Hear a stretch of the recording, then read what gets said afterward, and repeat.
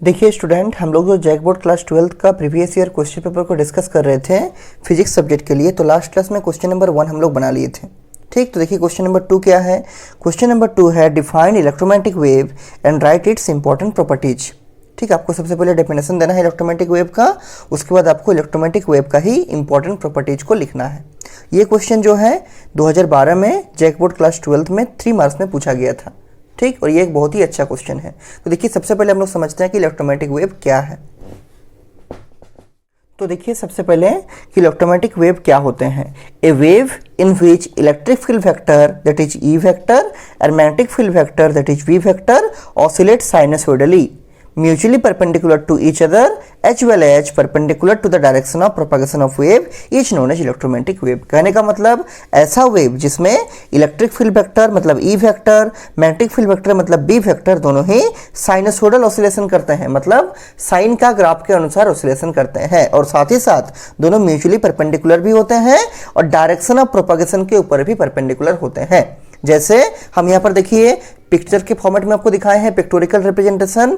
मान लीजिए हम कोई कोऑर्डिनेट सिस्टम लिए हैं, ये एक्स एक्सिस है, ये वाई एक्सिस है और ये जेड एक्सिस है। देखिए इस डायग्राम में हम इलेक्ट्रिक फील्ड वेक्टर का वाइब्रेशन या ऑसिलेशन को अलोंग वाई एक्सिस दिखाए हैं और मैग्नेटिक फील्ड वेक्टर का वाइब्रेशन या ऑसिलेशन को अलोंग जेड एक्सिस दिखाए हैं। तब डायरेक्शन ऑफ प्रोपगेशन किधर होगा, वो होगा आपका अलोंग एक्स एक्सिस।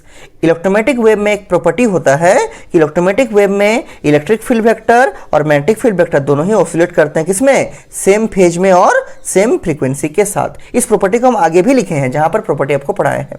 देखिए इस डायग्राम को यहां पर नीचे में एक्सप्लेन करके दिखाए हैं। In the above diagram the electric field vector that is E vector and magnetic field vector that is V vector are vibrating along Y and Z direction. मतलब इलेक्ट्रिक फील्ड का वाइब्रेशन हम Y axis की तरफ दिखाए हैं और magnetic field का vibration हम जेड एक्सिस की तरफ दिखाए हैं। आगे क्या लिखे हैं, and the direction of propagation of electromagnetic wave is shown in S direction. तब आपका डायरेक्शन ऑफ प्रोपगेशन किधर होगा, अलोंग द एक्स डायरेक्शन। ठीक, देखिए इसके बाद जो क्वेश्चन का सेकंड पार्ट है वो क्या था कि right the important properties of electromagnetic waves. उसको समझते हैं। तो देखिए यहाँ पर हम हेडिंग लिखे हैं important characteristics and the properties of electromagnetic waves. Electromagnetic waves को आप शॉर्ट में EMW भी बोल सकते हैं। ठीक है, तो इसका देखिए पहला प्रॉपर्टी क्या है कि the electromagnetic waves are produced by accelerated और ऑसिलेटिंग चार्ज। मतलब अगर आपका चार्ज ऑसिलेट होगा या अगर आपका चार्ज एक्सीलरेटेड होगा तब इलेक्ट्रोमैग्नेटिक वेव वहां से प्रोड्यूस होगा। इसका सेकंड पॉइंट क्या है, सेकंड प्रॉपर्टी कि electromagnetic waves do not require any material medium for propagation. मतलब इलेक्ट्रोमैग्नेटिक वेव को चलने के लिए कोई मटेरियल मीडियम की आवश्यकता नहीं होती है। इलेक्ट्रोमैग्नेटिक वेव वहां पर भी पहुंचेगा जहां पर कोई मीडियम प्रेजेंट नहीं रहेगा, जैसे वैक्यूम। ठीक, इसका तीसरा पॉइंट क्या है कि these waves travel in free space with a speed 3 × 10⁸ metre per second that is the speed of light given by the relation c बराबर 1/√ऑफ μ0 × ε0। मतलब इलेक्ट्रोमैग्नेटिक वेव जो होते हैं वो फ्री स्पेस में स्पीड ऑफ लाइट के बराबर ट्रेवल करते हैं। वो कितना होता है, 3 × 10⁸ मीटर पर सेकेंड। और कौन सा रिलेशन ट्रू होता है, c बराबर 1/√ऑफ μ0 × ε0। यहाँ पर μ0 का मतलब है परमिएबिलिटी ऑफ फ्री स्पेस और एप्सिलॉन का मतलब होता है परमिटिविटी ऑफ फ्री स्पेस। इसका चौथा इंपॉर्टेंट पॉइंट है कि in electromagnetic waves the oscillations of E vector and B vector are in the same phase. मतलब इलेक्ट्रिक फील्ड वेक्टर का ऑसिलेशन और मैग्नेटिक फील्ड वेक्टर का ऑसिलेशन इलेक्ट्रोमैग्नेटिक वेव में क्या होते हैं, सेम फेज में होते हैं।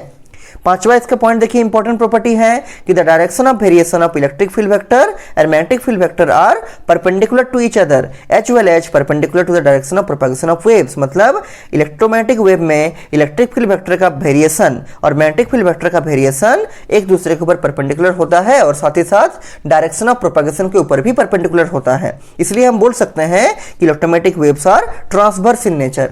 कैसे होते हैं, इलेक्ट्रोमैग्नेटिक वेव ट्रांसवर्स नेचर का होता है। 6 पॉइंट भी बहुत इंपॉर्टेंट है। ये क्या बोलता है कि the electromagnetic waves carry energy. मतलब इलेक्ट्रोमैग्नेटिक वेव जो होते हैं वो एनर्जी को कैरी करते हैं, एनर्जी को एक प्लेस से दूसरे प्लेस में पहुंचाते हैं। which is equally divided, और वो एनर्जी क्या होता है, इक्वली डिवाइडेड होता है, किसमें, इलेक्ट्रिक फील्ड वेक्टर और मैग्नेटिक फील्ड वेक्टर के बीच में। The electromagnetic waves carry energy which is equally divided between electric field vectors and magnetic field vectors. Next जो पॉइंट है वही बहुत इंपॉर्टेंट पॉइंट है और इससे कभी कभी आपका ऑब्जेक्टिव क्वेश्चन पूछा जाता है। क्या है point, the electromagnetic waves being uncharged. चूंकि इलेक्ट्रोमैग्नेटिक वेव जो है अनचार्ज्ड होते हैं, इसीलिए इलेक्ट्रोमैग्नेटिक वेव ना तो इलेक्ट्रिक फील्ड से डिफ्लेक्ट होते हैं और ना तो मैग्नेटिक फील्ड से डिफ्लेक्ट होते हैं। The electromagnetic waves being uncharged are not deflected by electric and magnetic fields. ठीक, नेक्स्ट देखिए इसका जो नेक्स्ट पॉइंट है वो क्या बोलता है कि in electromagnetic waves the sinusoidal variation in both electric and magnetic field vectors that is E and B vectors occur simultaneously. इसका मतलब कि जितना टाइम में इलेक्ट्रिक फील्ड वेक्टर 0 से लेकर मैक्सिमम तक जाएगा उतना ही टाइम में मैग्नेटिक फील्ड वेक्टर भी 0 से लेकर मैक्सिमम तक जाएगा, और जितना टाइम में इलेक्ट्रिक फील्ड वेक्टर मैक्सिमम से लेकर मिनिमम तक जाएगा उतना ही टाइम में मैग्नेटिक फील्ड वेक्टर भी मैक्सिमम से लेकर मिनिमम तक जाएगा।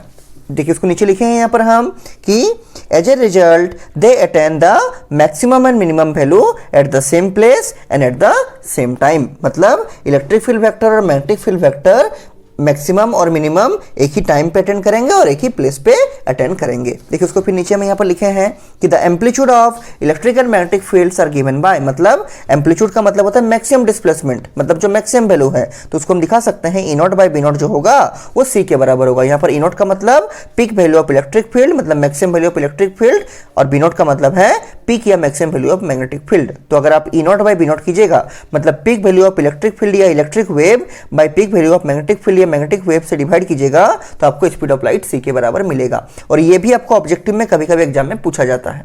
ठीक है, तो अगर आपको एग्जाम में क्वेश्चन आएगा कि define electromagnetic wave and right the important characteristic या इंपॉर्टेंट प्रॉपर्टीज, तो आप इस आंसर को पूरा लिखिएगा, और ये बहुत ही इंपॉर्टेंट क्वेश्चन है।